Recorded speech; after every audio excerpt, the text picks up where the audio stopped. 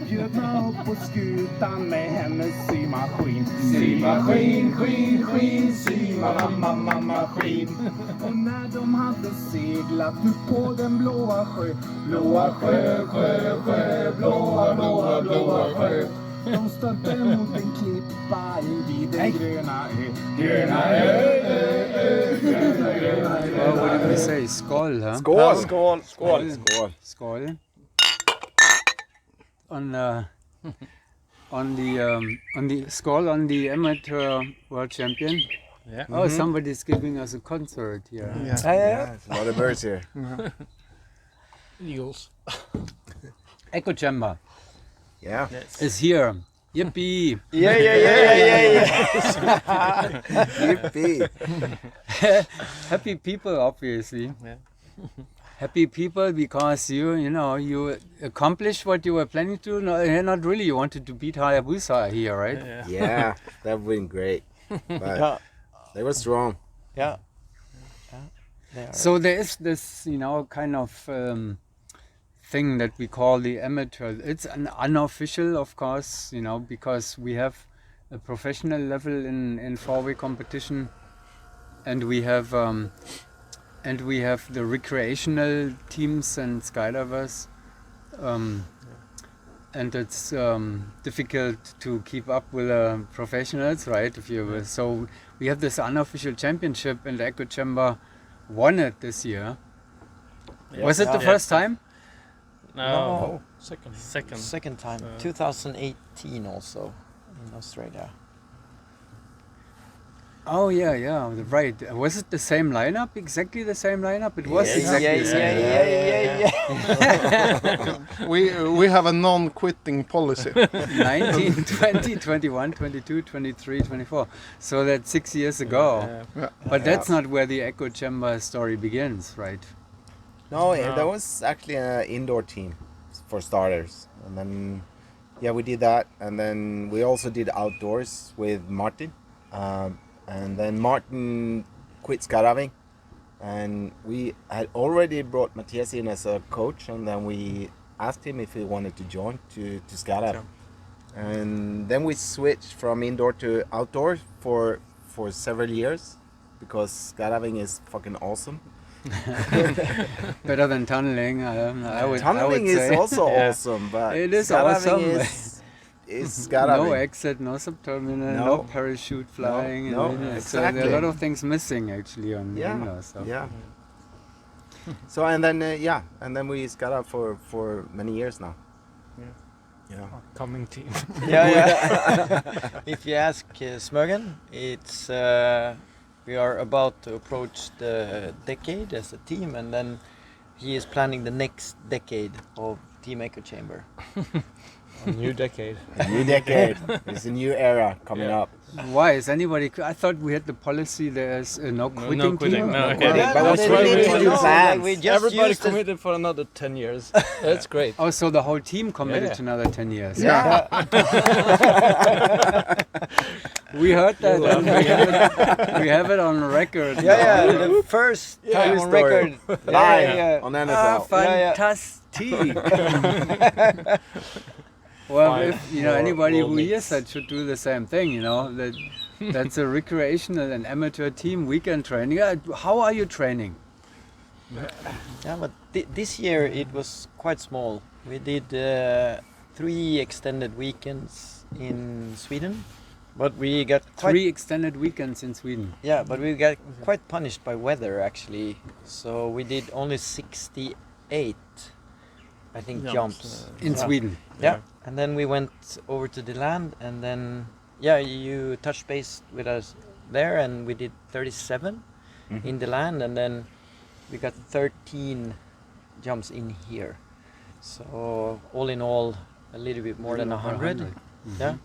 So you hear that, a little bit over 100 can make you the amateur world champion. So, no reason not to do it, right? No. I mean, you have done it a few times. It's not just the 100 there. But and it's a consistent, let's say 100 a year plus a 10-year commitment. There you have it. You also need to have, if you're just going to do 100 and perform at this level, you need to have like a 20-year experience doing this beforehand. So Oh. if you're up and coming, you might just want to practice more. Well, what about Anders? You have been doing this for quite a while now too. You're our original team member, right? Kind of. Yeah. So I you didn't- committed for the 10 years too. Yeah, I'm committed for more. Yeah, I've been on the team from the start, and I've been doing video. My first international competition was in Portugal in '98. So I've been doing this for a while, and I'm got no real plans to stop now. We're having a great time and performing at a really high level. So it's awesome to be part of a group with not just like teammates, but the really close friends as well. So it's something everyone should like be able to do once in their life. It's amazing. What did you end up with actually here? Was it a 20 average or? No, 19.6. 19.6. So it is still the same. So Airbus, you know, if they had like your opponents, Airbus wasn't the only one.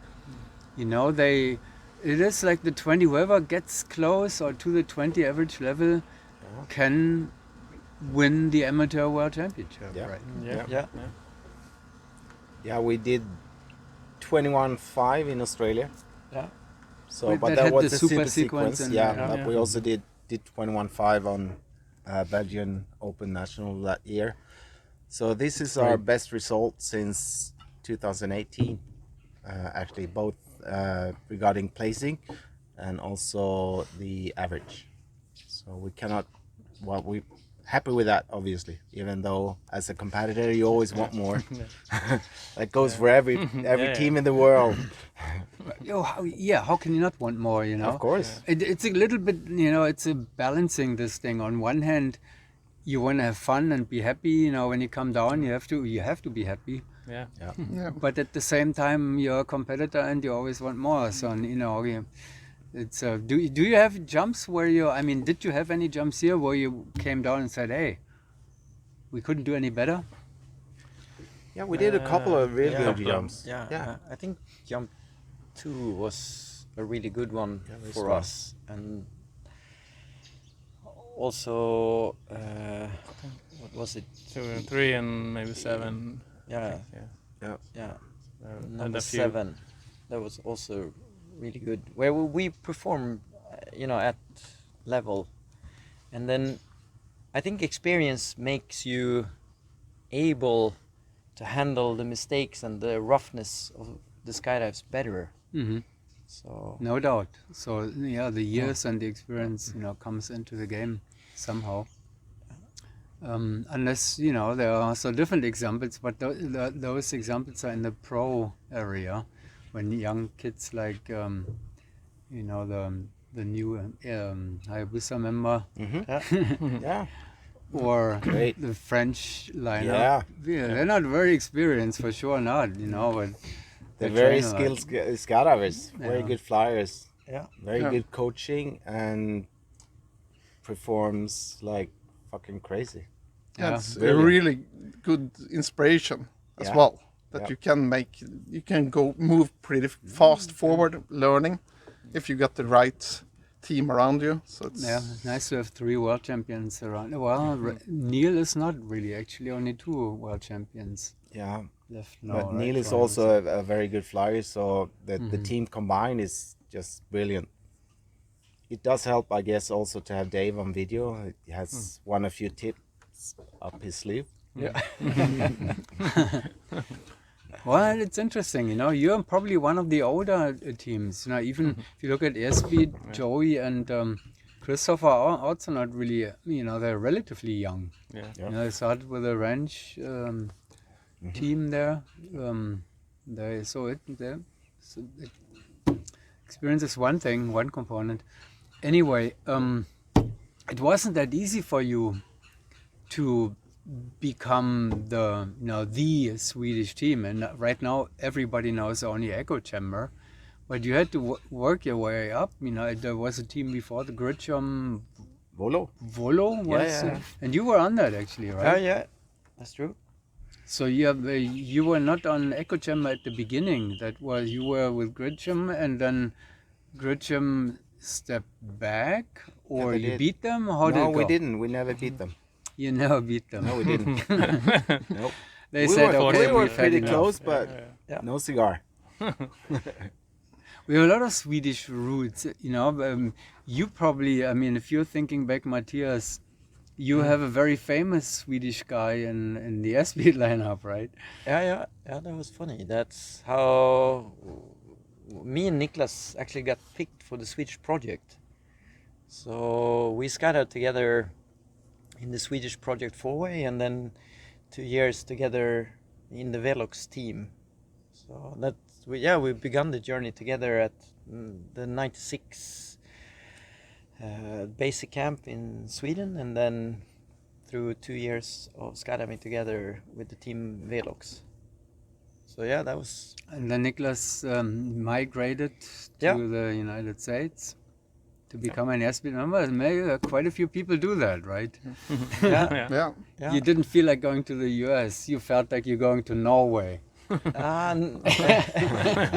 But to me, the dream of taking like Swedish skydiving like to like medal level was always very strong.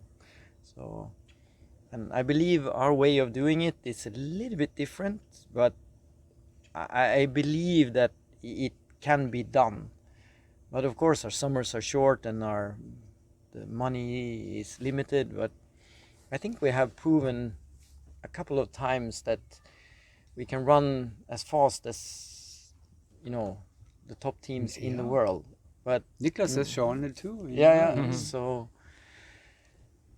yeah, it's funny and inspirational that you can take on the top teams, like even with not being a professional. Even coming from Sweden Yeah. or Germany or wherever. It's all buddies in free fall. Yeah. They all follow the same physical laws. Right? Yeah. So there's no difference which nationality they are. So Fun fact is that my wife was with that team with Niklas and Matthias, the project forward. oh, what's her name? Pernilla Rosell. I don't remember that. No. Well, the name sounds familiar. Yeah, she Yeah, was in you the same. And here we are now. Yeah. But she also went on to compete in another team. Yeah, for pleasure with the Swedish national. So she was at the World Meet in 2001, 2003? or I when don't was it? remember where she's been. for passion, yes, I Yeah. remember that. Yeah. You looked that up. Yeah, Sweden had a very strong four-wheel women team in the early years of Yeah, that that was event. them. Yeah, that's true. No, we haven't. Well, you had Team X or something, right? Team Yeah. X, Yeah. Indoor, and outdoor as well, but also indoor. outdoor and In then Australia, bronze. weren't Yeah, they? bronze Yeah. medalist in Australia. Yeah. Yeah, And they went on to Bahrain, and they did great. yeah, they Yeah. really did great. You met another teammate here in Yeah, that was Norwegian teammate. yeah. There was a sad story that led to the fun story, but yeah, that was super funny actually. And we are talking about Ditta Valsdottir. Hi, Ditta. Nice to have you here. Yeah, she had a sad story, but was an interesting reunion for you probably. to Yeah, see that her was here. so funny that we was almost like, okay, now it's time to send a message out for, Borre and Ole Petter. Where the hell are you guys? It's like a Arcturix reunion here. Yeah. Yeah. Did Because you know she Derek, didn't? Derek is also here, so Yeah, That's right. doing VFS. Yes. Yeah.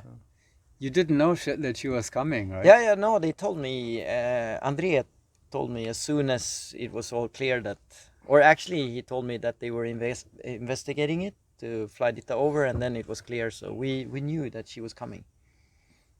What other Swedes do we have? Famous Swedes in the history of formation skydiving competition. No, we're always looking way back then. Niklas Yeah, is probably the most famous Oh one. yeah, Yeah. by far. Yeah, by Lucas far. probably. Lucas, Yeah.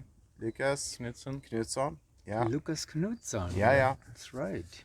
Yeah, he was He ended up in the States too, didn't he? Yeah. yeah. Shubi. Shubi? Is he Swedish? No, Yes? he's not Swedish. Oh, he's not. Where is no, he from? but Shubi, I don't know. But his name is Knutsson too, right? Yeah, Shubi Knutson. I don't know where he's from. I think the States, but I'm not sure. But I think It was even before my time. I think the work That's a that, long time ago. Oh, a long time ago. I think the work that Lucas did, he invested a lot of time to develop the Swedish Basic project, where like they took international high-ranked coaches into Grytjom and then invited the whole country to come for 3 weeks of basic training, and then I think that gave a lot of knowledge into Swedish skydiving in the mid-90s. Exactly. Yeah, No wind tones back then. yeah, Mm-hmm. that was And amazing. if you talk to any top level competitor at that time, they've been in Grytjom, and everybody has fond memories about being there, working, and just hanging out with all the crazy Swedes. Yeah, it's so funny when Jack, we ran into Jack a couple of times here, and Jack is always Jack Jeffries. If anybody Just talks Jack. about Jack, there's only one Jack. Yeah. yeah, and he was actually part of the coaching team that picked me, Niklas, and Pernilla at the Swedish Basic Camp at '96 to be the project Swedish four-way. Mhm. So Oh, so a coach from they did this. So you have a really neutral selection. So somebody who doesn't really know the internals, no politics, just talent and personality. yeah, and I think was also the idea of Lucas to develop Swedish skydiving in that way. Yep. So what's now going on? You didn't even have nationals this year, did you? No, we did not. No. Yeah. So how do we bring this back in Sweden now? That's a very good question. Yeah. and You are we're committed working for on 10 it. more years. Doesn't 10 that more scare years. everybody off? Probably. So but it would be interesting. You talk to a lot of skydivers around the world. What do you think? What will bring? Bring kids into the tunnel.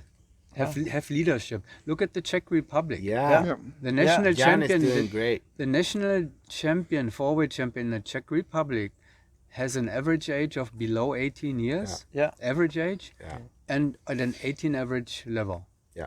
So Fantastic. Yeah. they all come from the junior program, kids in the tunnel. But you have a leader, Jan Klapka. Exactly. So you need one leader, and then you develop a program. That's all, and he shares it with everybody. Yeah. I've talked That to- is the future for the sport, if anything. Yes.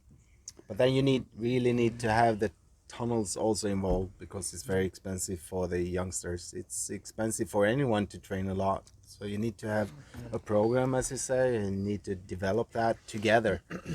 That's the word. The leader is very important, and then you need together, and everybody needs to go in one way. Yeah, and there's a yes and a no. The yes, it's difficult. It takes money, and you need support. But then on the other hand, if you develop a junior program and you're selling it as a school project, group dynamics, learning how to be teammates, so you put your emphasis on that, not because you're trying to develop skydivers. You want to educate. It's a school program. That's how he sells it. It's a school program. It's teaching group dynamics and team behavior and all that kind of stuff. Well, somebody has to pay those. So I And guess it's, and then this is what the corporations support. That's Right. where they put the money in. Right. They will not give you Echo Chamber skydiving forward team millions of dollars Oh, no, because of you are course so not. good. Strange. No, but if you're educating young children how to be good teammates, how to work in a team environment, and all that kind of stuff, totally different story. So it's how you are selling it to the business world or to sponsors or whatever. I think the juniors would have way better chances to get money than we old farts. Yes. Yeah. Nobody gives us money. I mean, Anyway, talking about money, jumping in Sweden, you have a club system, so it's not profit oriented, right? So your tickets are cheaper, really, in Sweden. Yeah, a little cheaper, yeah. Mostly not profit oriented. There are different drop zones, but it's mostly club business.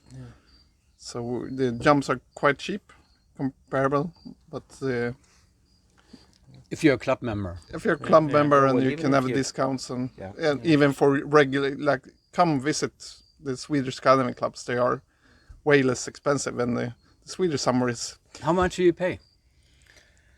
That'd be 24 euros, so $25 approximately. Roughly, yeah. Yeah. And Well- that's just the if you buy one jump. If you want to go there and do a lot of jumps, there's always deals to be made.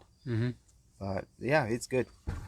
And in grid jump, for instance, and other drop zones as well in Sweden, they jump from May to end August Yeah. every day. So And then they it's a long jump season. 24 hours because you have a lot of you have a lot of daylight. We have some restrictions. Yeah. I remember I went to a few, boogies or training camps, a team in Finland around June, mid-June. Yeah. Hey, Yeah. there is no stopping Yeah. jumping. Never That get is- You, dark. you jump, you drink, you sleep a little bit, you go jumping, and no matter what time of the day or night, that's the same in Sweden, I guess. It is. Yeah, it's the summers are really, really cool. Yeah. Where there is almost unlimited light. And weather is usually good in the summer too, right? Yeah. Anna? Yeah. usually. Yep. And when we train at home, we can run the drop zone really efficiently. We get great help from the organization and the pilots, so we are able to do a lot of jumps in a short time. So That's like there's no way or no place on earth where we have jumped so much as we have done Nope. at home. The most jumps we have done in a day is 34, I think. 33. Not 33, yeah. Yeah, summer in Sweden or Scandinavia at home, winter in Florida. Yeah. Not a bad combination actually. Yeah. Good right? combination. Unless you have and then the winter is better than now because look what's going on now. I'm glad to be here, not in Florida. Gee whiz. Yeah, I hope it all We goes all well are. down there. Yeah. Yeah. I hope I have a home when I'm going Yeah. back. Yeah. And we shall see. Yeah. Well, the other stories we will continue now with our funny conversation here, but the rest will be just over beer and alone, not on the record, because there are other things to discuss. Also, what do you have in mind?